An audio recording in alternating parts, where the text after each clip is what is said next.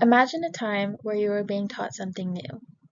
Whoever your instructor was, did you notice their gaze hitting every audience member? Were they proactive in their language? Did they move around a lot, or did they stay in one place? Did you get bored, or were you entranced the whole time? You might not know it, but all of these things factor into nonverbal communication. Whenever we are speaking or not, our body is. When one is scared, they might cover their face. When one is nervous, they might fidget. When one is happy, they'll smile. When one is stressed, they'll look like they might just crawl out of their skin. While researching leadership styles, I learned that one of the most silent yet impactful techniques is nonverbal communication. And in this presentation, I will share with you the principles of nonverbal communication, the Pygmalion effect and how it pertains to leadership, and the most common mistakes made while practicing nonverbal communication. Who knew there was so much to something so unnoticeable?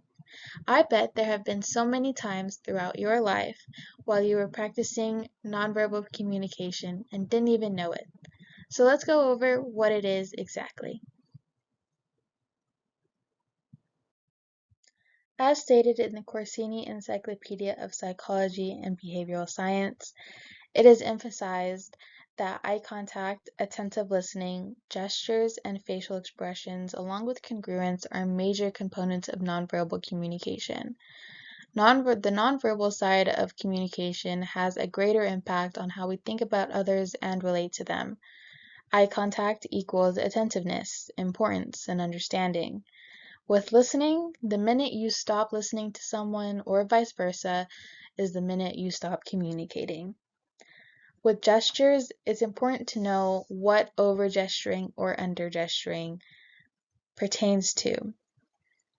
Over-gesturing can be confusing, under-gesturing can be boring. Congruence is the compatibility and harmony you can have with somebody, whether that's your leader or another employee, whether that's your coworker or someone who's under you. Having that nonverbal congruence is important so that you don't miss any social cues or silent cues to speak up or speak down. In Business, the Ultimate Resource, we're understanding nonverbal communication and its impact upon society. We learned that 55 to 65% of all communication is nonverbal, and it's setting the precedent for our societal connection. Now that we've covered what nonverbal communication is, let's move to the Pygmalion effect in leadership. In the concise Corsini Encyclopedia of Psychology and Behavioral Science, we learn that the origin of the Pygmalion came from a Greek legend in which Pygmalion, a king of Cyprus and a sculptor, made a statue of a beautiful maiden named Galatea. Aphrodite, the goddess of love and beauty, gave the statue life after she discovered that Pygmalion fell in love with the statue. As researched psychiatry and clinical psychology, the term Pygmalionism refers to a pathological condition in which one falls in love with one's own creation. You're probably wondering to yourself how this relates to leadership and nonverbal communication. Allow me to explain. The Pygmalion effect when it comes to leadership is, to put it simply, when a leader, in this case management, pushes you to an expectation with the belief that you can achieve it, then you absolutely will. There have been experiments in which a teacher will give a certain student that performs well more attention than a disruptive student with no intentions of learning. When the more attentive student performs better than the latter, this is the Pygmalion effect taking place.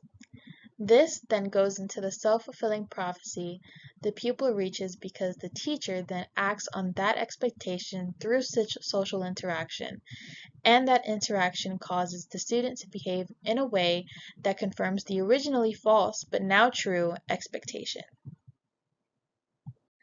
Now that we've covered nonverbal communication and the Pygmalion effect, finally we'll discuss the common mistakes people make when handling nonverbal communication. These are accusation based on body language, overinterpretation, bluffing, and inconsistency. When you're inconsistent, then your body language becomes unpredictable, and while some might think that this is a good thing, it is not.